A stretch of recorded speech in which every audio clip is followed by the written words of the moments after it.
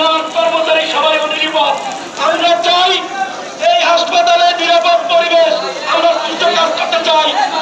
আমাদের অবগত সমস্যা আছে, কর্মচারী সংকট আছে, আমরা কাজ করতে পারছি না।